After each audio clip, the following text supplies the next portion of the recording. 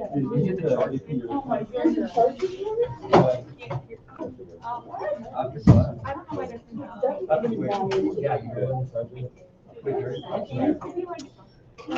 right, so we're going to start talking today about spectroscopy. So spectroscopy is going to look and see how matter interacts with the electromagnetic radiation. Our eyes are capable of detecting a certain band of that electromagnetic radiation. Okay.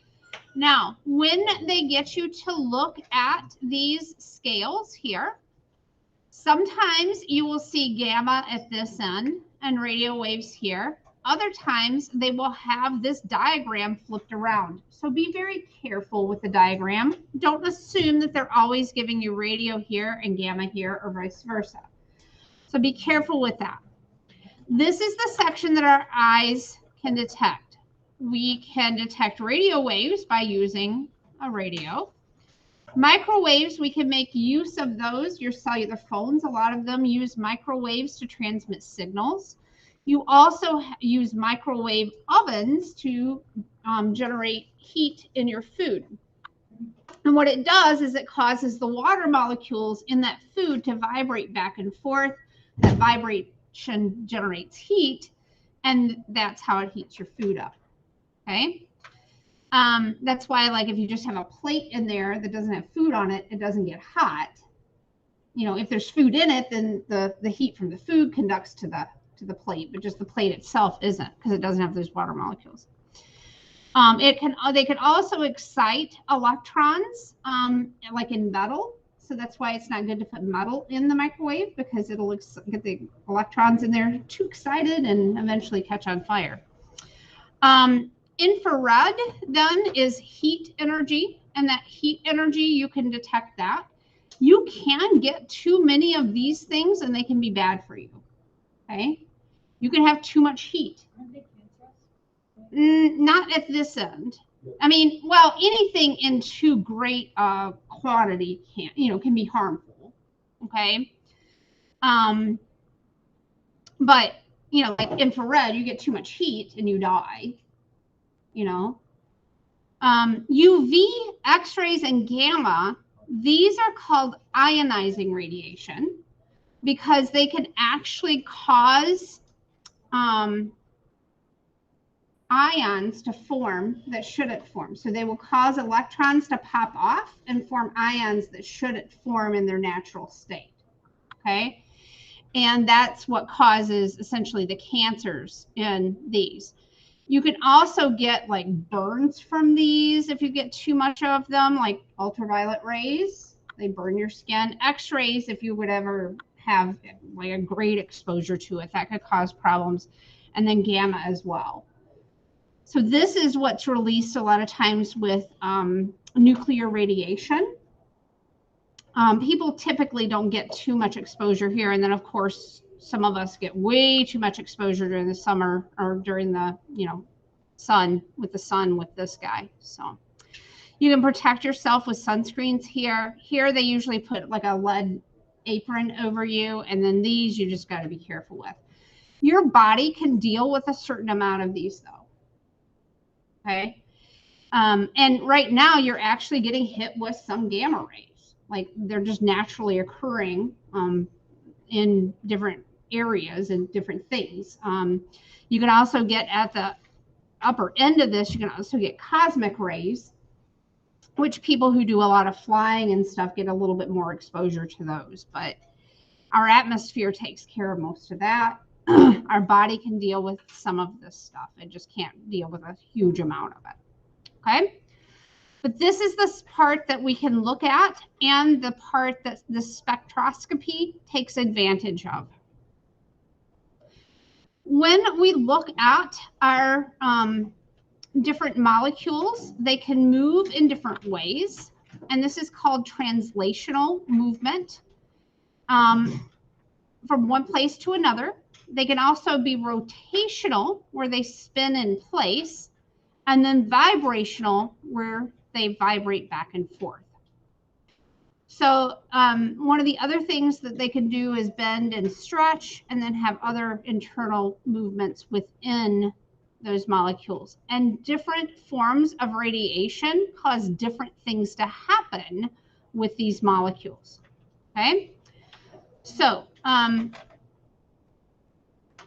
vibrational, rotational, and transitional motions of carbon dioxide are shown here.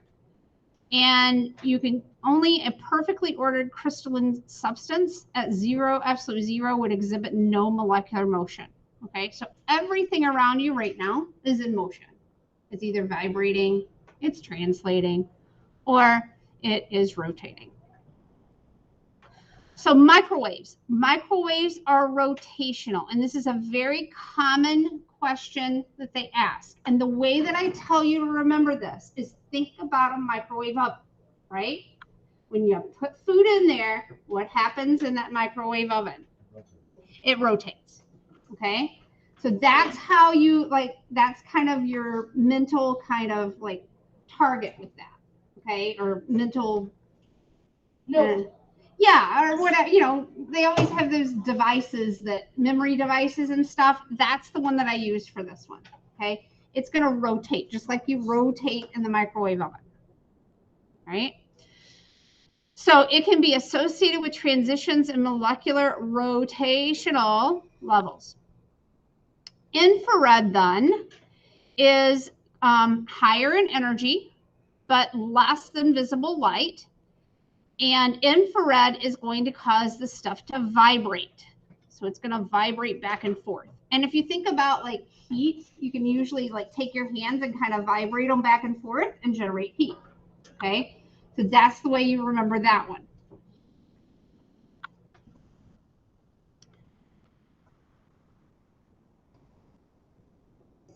And they can actually look at different structures within a molecule and be able to detect, okay, this is an OH bond, this is a CH bond, this is a CO bond. We don't get into any of that. You don't have to worry about that in here. I'm just telling you that that's some of the ways that they're able to use some of these wavelengths to determine what the molecular makeup of stuff is. If you get into college, and I think it's P-Chem, if you end up taking certain courses in college, you'll actually do this type of thing. We're not going to get that advanced in here. All right, ultraviolet and visible light then can cause transitions to occur with your with the electrons. Okay, so, and if you think about it, like when I talked to you about chemistry, we talked about how these photons end up jumping up levels. You remember that? But they're unstable. They can't stay there. And so they fall back down. And when they fall back down, they release that energy in the form of light. Okay? And depending on how far they fall, that translates to different wavelengths because it's going to have different energy. Just like if you fall off the first rung of a ladder down, you're not going to have as much energy as if you fall off the top rung of a ladder and fall down. Okay? So each time that they fall down from different levels, they're going to give off different wavelengths, and we can look at those wavelengths and see what transition is taking place. So these ultraviolet and visible radiation is transitions. All right. So 2 samples of copper sulfate were analyzed using visible light spectroscopy. 1 sample absorbed twice as much light as sample 2. What can you deduce about the concentrations of the 2 solutions? Which one would be more concentrated? Yep. So this is going to absorb more light. So it's going to have more solute in there for that light to absorb. It's more particles for that light to hit. And it gets absorbed instead of getting transmitted through the spectroscopy device. All right. What must be true of solutions in order to get results from this type of spectroscopy?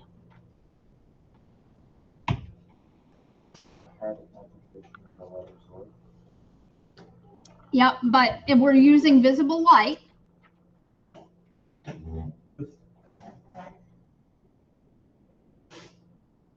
We're transmitting visible light. What's visible light comprised of? Yeah, but if you wanted to split visible light out, what would you split it out to? Yeah, but it would split out to different colors, right? So when you are doing this, you are splitting it out into different colors. These have, in order for that to work, you have to have a solute that has colors in it. Okay? So the stuff that we're going to be using next week is this blue looking stuff that I have to dilute down still. I'm still trying to react the brass with the nitric, but it's going to be something like this. It's going to be lighter blue than that, but I've got to finish this reaction and then dilute that down for you guys. And it's going to be that blue color. Okay? Should have still had that hood on. So, describe the types of changes that occur within the molecule during the process of UV spectroscopy. So what would happen within that molecule? Transitions. Good. Excellent. Well, a higher, it's going to go to a higher level, yep. And then because it's gained energy. And then as it loses that energy because it's unstable, it's going to give that energy back off in the form, in this case, of UV light. And then in the case of,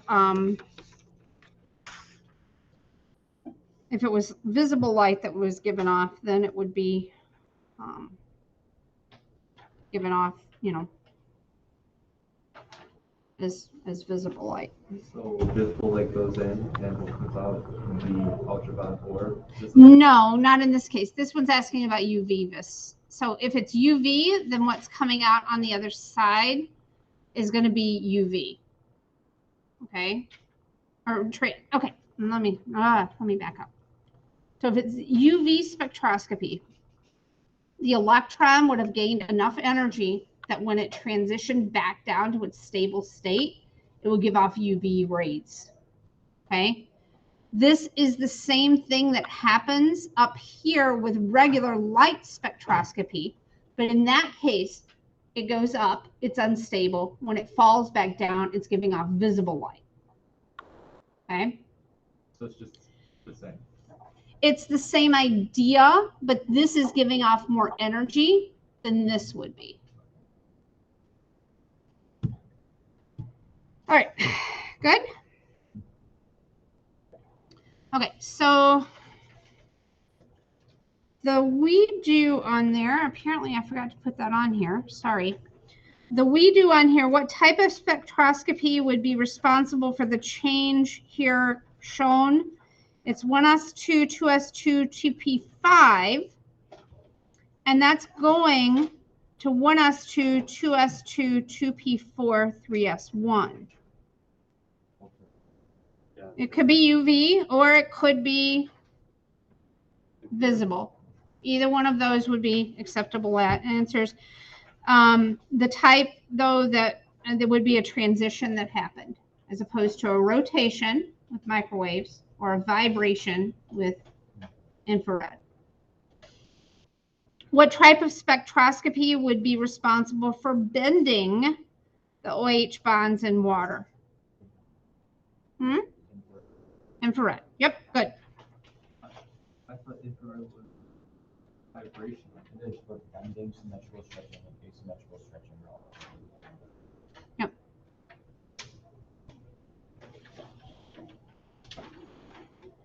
Good. So visible light is translational? Visible light is translational, yes. And UV is too. Mm-hmm.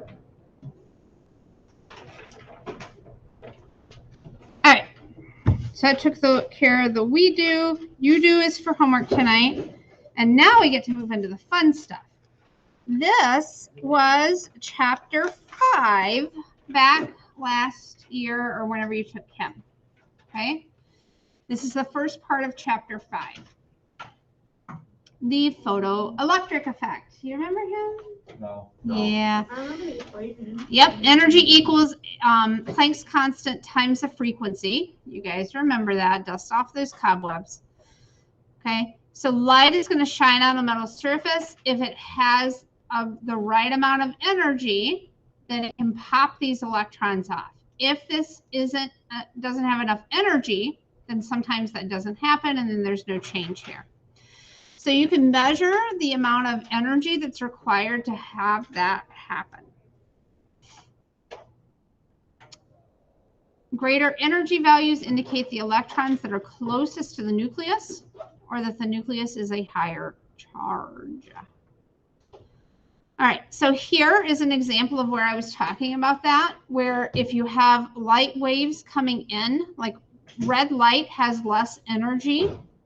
It's a longer wavelength than blue light.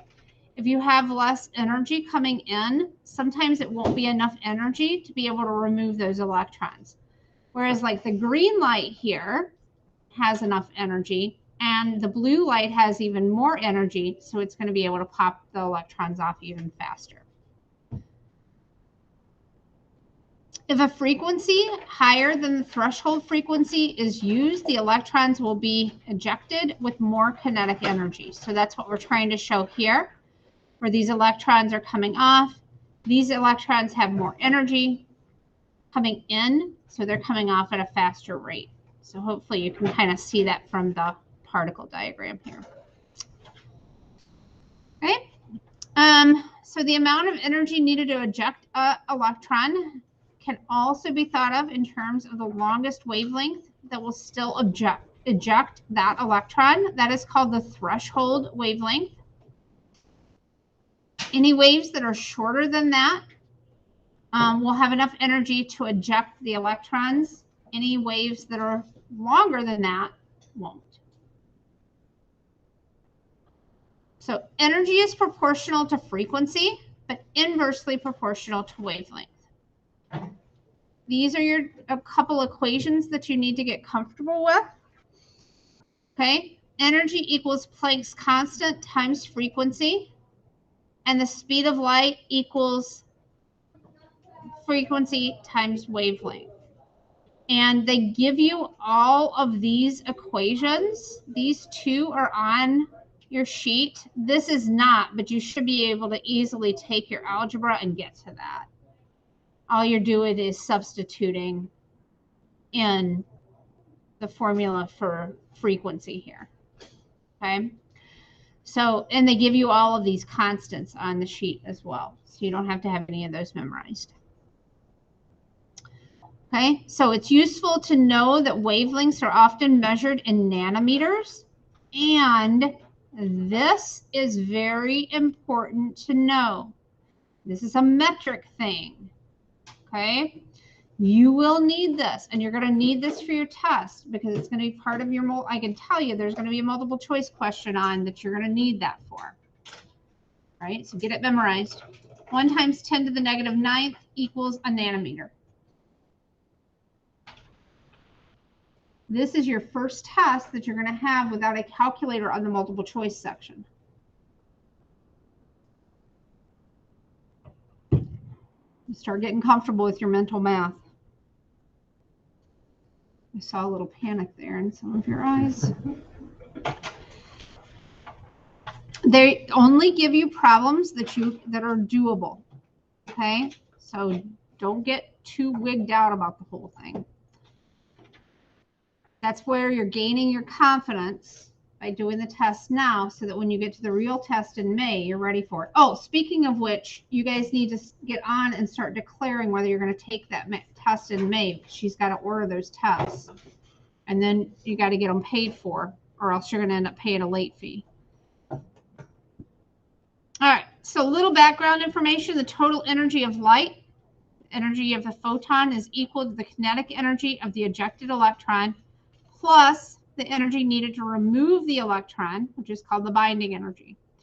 The energy to remove the electron is known as the work function for the substance, which is called pi.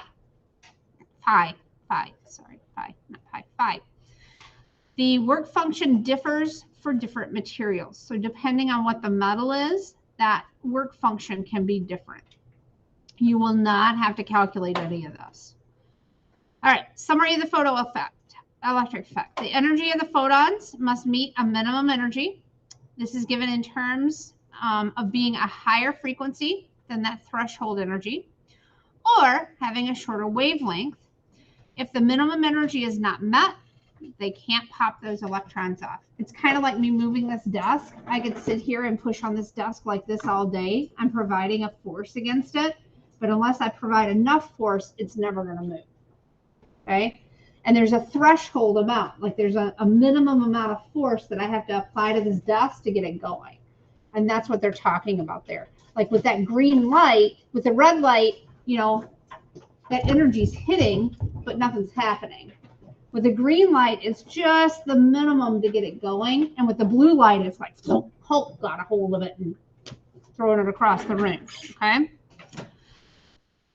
The rate of emission of the photoelectrons is known as that photoelectric current, and it's proportional to the intensity of light. The more intense the light is, the more electrons are going to be moving, and the higher the current's going to be.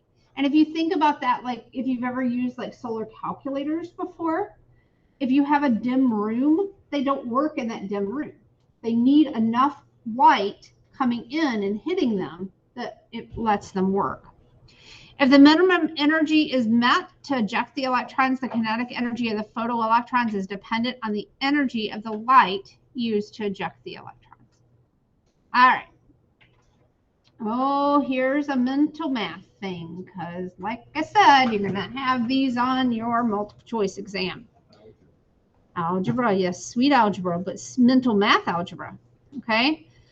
So if you are taking numbers here, okay, and A are the same number, okay, that number will stay the same and you will add your exponents. Otherwise, you will multiply, you know, you can multiply these through and get your answer. But this is going to get added for your exponents. Here, when you're dividing, okay, you need to get your main number the same if you can. Then you would subtract your exponents, be able to get your answer. Keep that in mind. Metrics. Get this chart. You need to know this. Okay. Nanometers. 10 to the negative 9. Micro. 10 to the negative 6. Milli. 10 to the negative 3. Centi you probably won't need. And then this guy. All right. Well, that was fun. Let's do some math. When a metal surface is exposed to light with the frequency and energy of photons, electrons first begin to be ejected from the metal when the energy of the photons is 3.3 times 10 to the negative 19 joules. What is the frequency of the light with photon energy? 3.3 times 10 to the negative 19. So calculate the frequency if this is your energy. Oh.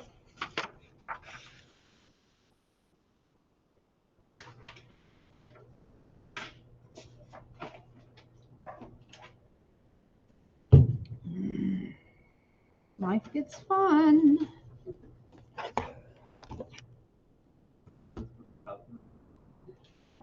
You can do this with the calculator if you want. Yeah, I suppose.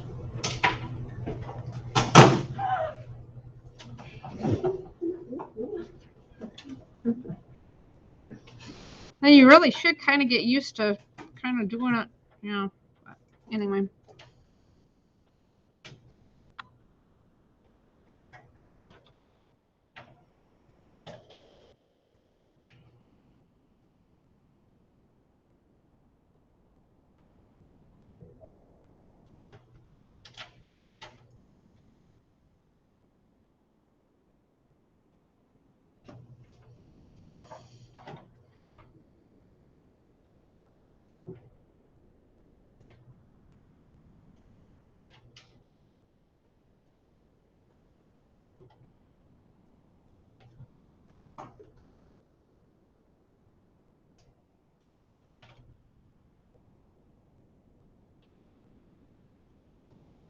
Sig figs matter with this. Of course sig figs matter. Sig figs always matter.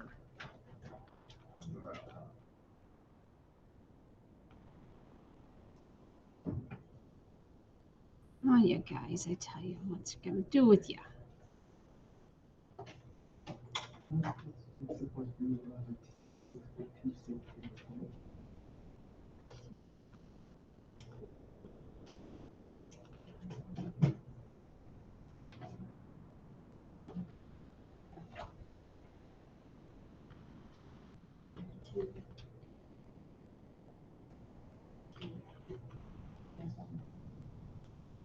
Okay, my joules are going to cancel.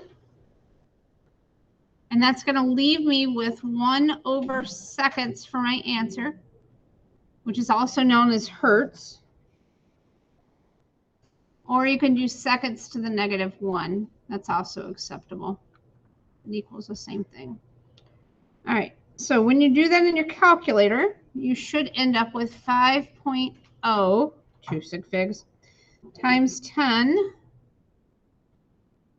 the -14th. Is that right?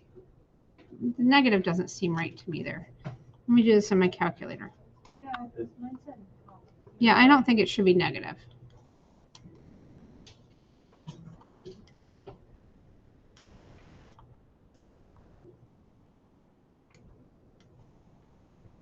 Yeah, it's a positive.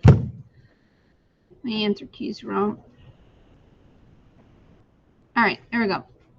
All right, so now we're going to calculate the wavelength for this. We've got the frequency. We're calculating the wavelength. So wavelength is going to equal the speed of light over the frequency. So my speed of light is 3.0 times 10 to the 8th, and that's going to be meters per second. And then I'm going to take my frequency from up here and bring that down. So that is 5.0 times 10 to the 14th, and that's inverse seconds, which means the seconds are going to go on the top line. So when I do that, my seconds cancel, and that's going to, and I'm not going to trust this answer key, that's going to give me 3 to the 8 divided by the previous answer. And that gives me 6.0 times 10 to the -7 meters.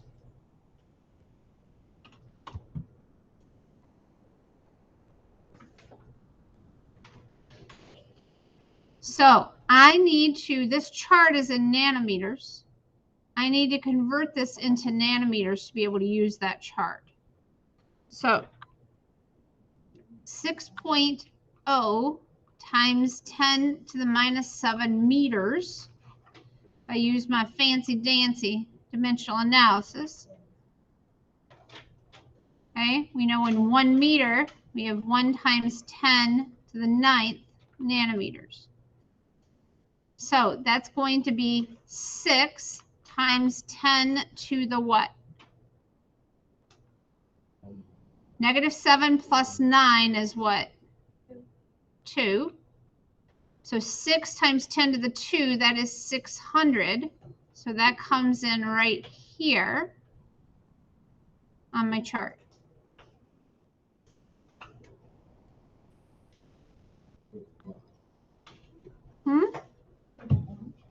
Orange. Orange. Orange.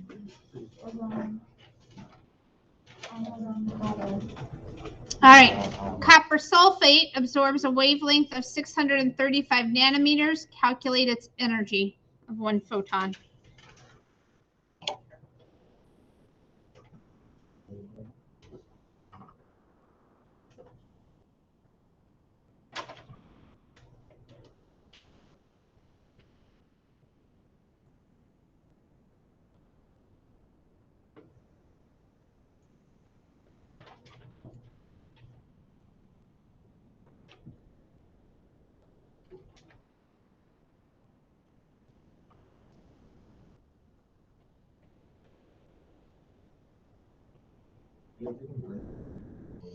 Yep. You have to, because your speed of light is in meters per second, and otherwise your units won't cancel out.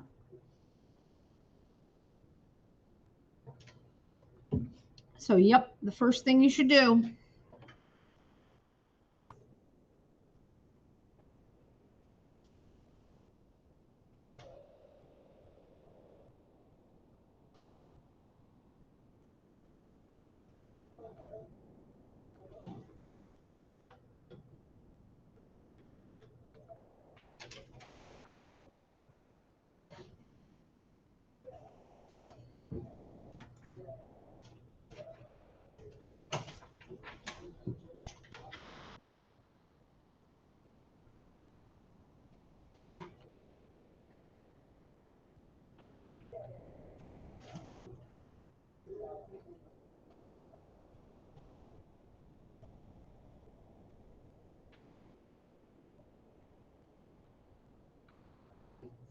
Nope, I screwed that up.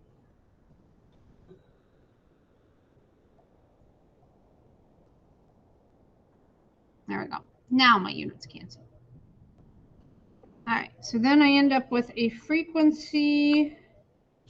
Doesn't look like I calculated it. I did mine as one fell swoop here. So 3, 8, 6.35, -7.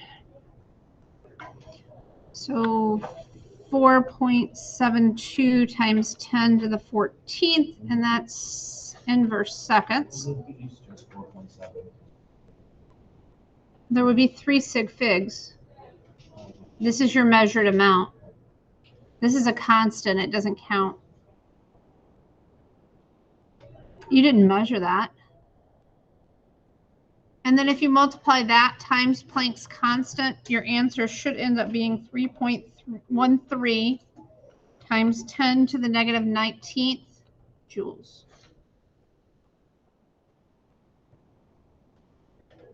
Okay.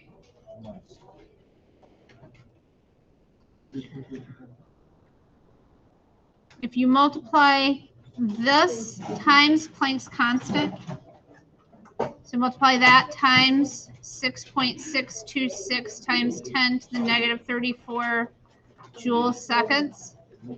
Your seconds cancel, and you end up coming up with this here. Oh, the bottom. 3.13. Yeah.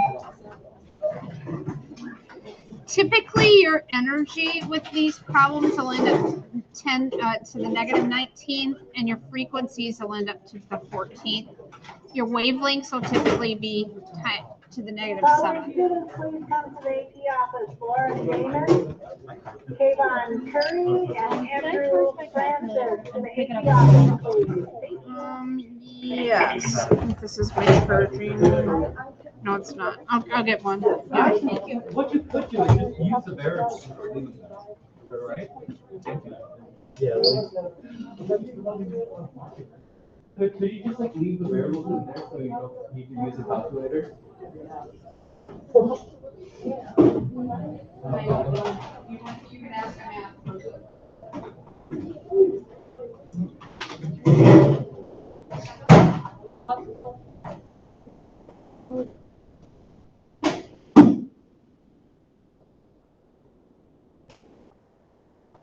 That's beyond mine. I don't have enough math, like, to be able to know.